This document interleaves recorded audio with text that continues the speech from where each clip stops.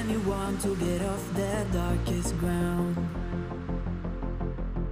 but gravity pulls you straight down. Earth from a bird's eye view. You should grow feathers and see the